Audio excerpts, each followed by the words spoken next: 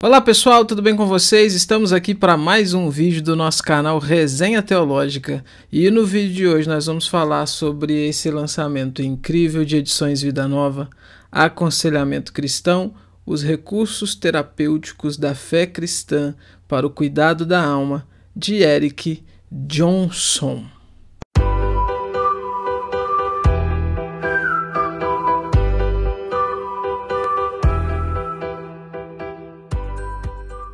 Esse livro é muito interessante porque ele tem a proposta de trazer para a gente recursos para o aconselhamento cristão, recursos terapêuticos, né? Baseados na palavra de Deus, baseados na teologia cristã. E teologia robusta, teologia sistemática, ele está transitando aqui principalmente pelo tema da Trindade, né? E ele trabalha então essa relação de Pai, Filho e Espírito Santo, tanto no contexto da relação intertrinitária, quanto do papel e da posição de cada um na economia ali da salvação.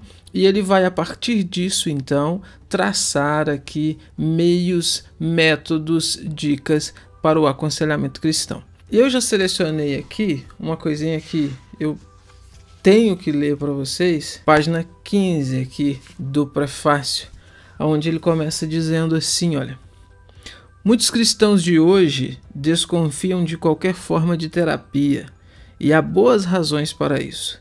Vivemos em uma época e cultura em que a orientação terapêutica secular substituiu a religião como principal caminho para promover maior bem-estar, particularmente entre os intelectuais ocidentais e cada vez mais entre a população de modo geral, e a Igreja não ficou imune a isso. No entanto, a rejeição indiscriminada de todo tipo de terapia por parte dos cristãos seria uma reação exagerada a essa situação, pois o cristianismo é, desde o início, uma religião terapêutica. Um tema importante das escrituras cristãs, destacado nos evangelhos, é o retrato de Jesus Cristo, Filho de Deus, como o supremo médico das almas do mundo, que veio do céu à terra para curar a humanidade das piores doenças de natureza espiritual e ética por meio de seus ensinamentos e ações, como demonstrado pelas muitas curas físicas que realizou. E aí, ele faz uma citação aqui também de um autor chamado Cherry, que diz que o cristianismo não é simplesmente terapêutico, mas teoterapêutico. O alicerce usado por ele para construir a psicologia cristã e seu critério para dialogar com outros campos do saber são sua concepção de Deus. Para o cristianismo clássico, a teologia, a psicologia, a ética e a espiritualidade são indivisíveis, pois se ocupam todas do empreendimento unificado de nos ajudar a conhecer, a amar e a desfrutar Deus de melhor forma e a fazer melhor uso de nós mesmos em consequências disso. Então veja, o ponto de partida, ou melhor, o ponto de argumentação do autor é que a melhor forma então de nós termos essa questão psicoterapêutica, termos esse tratamento então da alma, esse tratamento do ser humano para trazer então esse bem-estar que ele enxerga e ele entende que são também objetivos dos evangelhos, objetivos da palavra de Deus, é exatamente uma correta interpretação, uma correta visão, um correto entendimento sobre teologia, ética cristã, espiritualidade cristã, cristianismo clássico, né? Palavra de Deus, como eu já falei, noções de trindade, noções das relações intratrinitárias ali e tudo mais. E como que ele faz isso aqui então? Né? Ele, já que a proposta é essa, como é que ele divide essa proposta? Né? O livro é dividido em 6 partes. Primeira parte, ele vai trabalhar com um programa doxológico terapêutico da Trindade, então ele vai mostrar a Trindade como sendo esse pontapé inicial. Na segunda parte, ele vai trabalhar com a ideia da bondade de Deus e a criação da humanidade. Terceira parte, diagnóstico divino. Quarta parte, a intervenção divina. Quinta parte, a terapia divina. Sexta parte, a cura divina. E aí fechando com 70 páginas de bibliografia. Uma obra imensa, capa dura, como vocês podem ver. Mas eu quero ainda falar um pouquinho aqui sobre, por exemplo, o autor. Quem é então Eric Johnson, né? Como é que esse homem surge aqui, então, falando sobre isso, escrevendo sobre isso e tudo mais? Ele é professor universitário na área de psicologia, mas ele mesmo vai dizer que o interesse dele por escrever essa obra, um interesse pessoal, né, por escrever então sobre isso, sobre aconselhamento, surgiu na igreja do John Piper. O Piper então tem aí uma influência sobre ele, com aquela ideia do Piper do hedonismo cristão, né?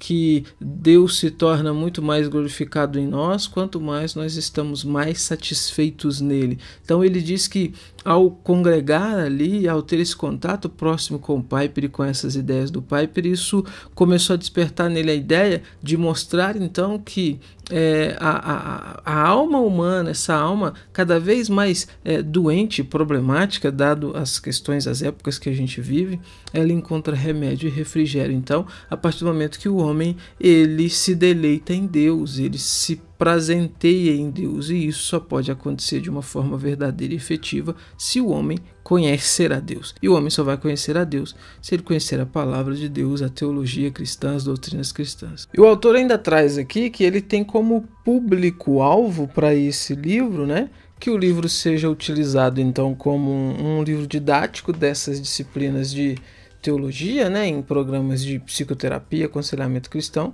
Também o público-alvo são os ministros cristãos, conselheiros, capelães e tudo mais, pessoas das diversas, das mais diversas aí que atuam nessa área de aconselhamento cristão. Agora, eu quero mostrar para vocês aqui como que ele trabalha, então, como que ele chega, né, nesse que é o alvo dele. Olha só, aqui no capítulo 1, ele começa aqui, olha, o programa doxológico terapêutico da Trindade, tá vendo? Então, ele faz aqui uma apresentação, e a apresentação que ele vai fazer aqui é que Deus cria as coisas que cria o ser humano, aí, a sua imagem e semelhança, melhor dizendo, para que essa relação que existe entre a Trindade, entre as três pessoas da Trindade, Pai, Filho e Espírito Santo, ela seja também compartilhada com o restante da criação de Deus, para que, então, o homem, né, como foi feito à imagem e semelhança de Deus, ele possa, então, receber como dádiva, como graça de Deus, esse privilégio, então, de participar também dessa comunhão. E o ponto dele também é mostrar nesse capítulo aqui a centralidade de Deus. Deus é central, tá aqui, olha. Ele vai trabalhar então sobre o ensino cristão, sobre a centralidade de Deus.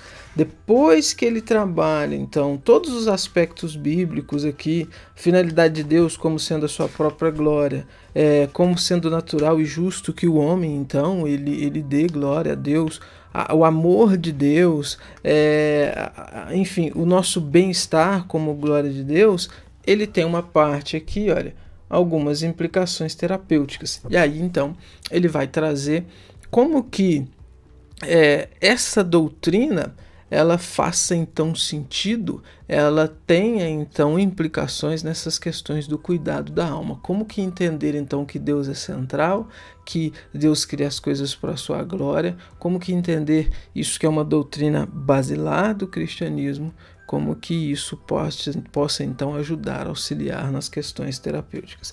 E todos os capítulos são assim. Todos os capítulos, a estrutura é a mesma. E só um detalhe que eu estou me esquecendo. No finalzinho, ele trabalha aqui, olha só, alguns recursos para conselheiros e aconselhados, tá vendo?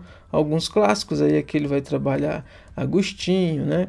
Vai trabalhar Calbart, vai trabalhar o Balthasar Hubmaier, vai trabalhar Hopkins, Lutero, e alguns também contemporâneos aqui, como o Larry Crabb, né? E vários outros aí. E aí, segundo capítulo, mesma coisa. Ele trabalha aqui, olha só, a proposição dele, as missões gloriosas da Trindade. Você tem aqui o axioma, que é a ideia então de que Deus é uma comunhão triuna de pessoas, o arquétipo da forma de vida pessoal e social dos seres humanos, o corolário aqui e o desenvolvimento. Ele desenvolve então o que o cristianismo ensina sobre a Trindade. Aí ele vai trabalhar isso aqui, ó. O que o cristianismo ensina? Vai trabalhar isso. e pega todos os pontos da doutrina, relação em comunidade,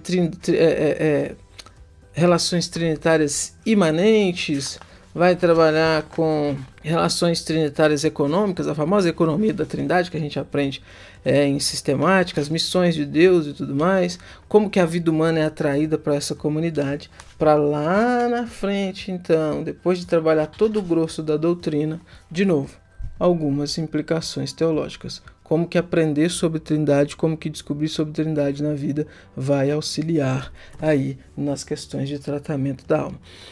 Todos os capítulos assim. E aí eu separei aqui uma parte também que eu achei bem interessante, que é quando ele vai falar aqui, olha, no capítulo 5, sobre histórias de glória, tá vendo aqui, olha, capítulo 5.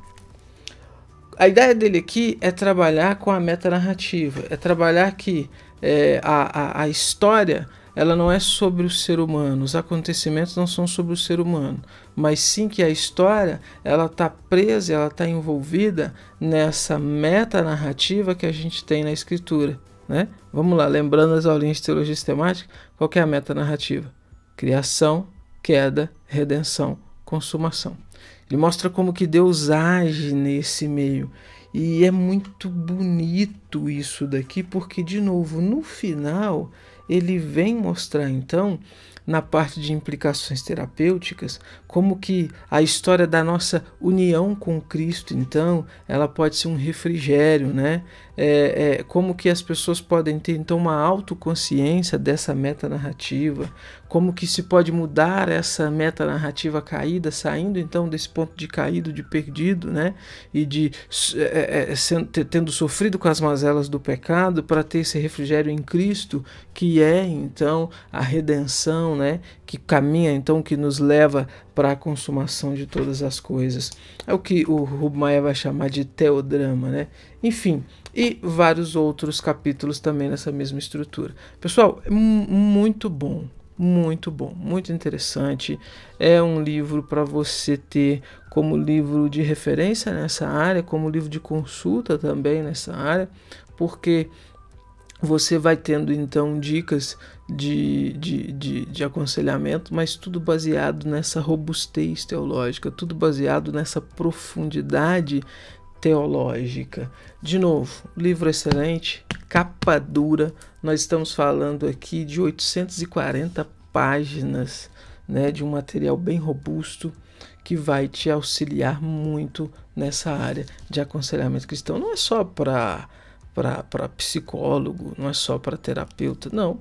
Todo cristão, ele é chamado a trazer conselhos do Senhor para os seus irmãos, para aqueles que estão próximos ali dele, e esses conselhos não podem ser baseados na mente de cada um, tem que ser baseado na palavra de Deus, tem que ser baseado aí num aporte teológico muito bem fundamentado. Esse livro te ajuda em tudo isso, esse livro traz tudo isso para você. Como sempre, vou deixar o link na descrição desse vídeo. Você comprando pelo link aqui na descrição do vídeo, você contribui com o nosso canal, né? Contribui, não paga nada além, né? Não paga nada mais por isso. E não se esqueça de seguir a gente aí nas redes sociais, Facebook, Instagram, né? Obviamente, se não é inscrito no canal, inscreva-se, deixa o seu like aí nesse vídeo, compartilha para reforçar cada vez mais a nossa corrente aqui, tá bom? Tchau, vou ficando por aqui, esse é o nosso vídeo de hoje, até os próximos vídeos deste canal.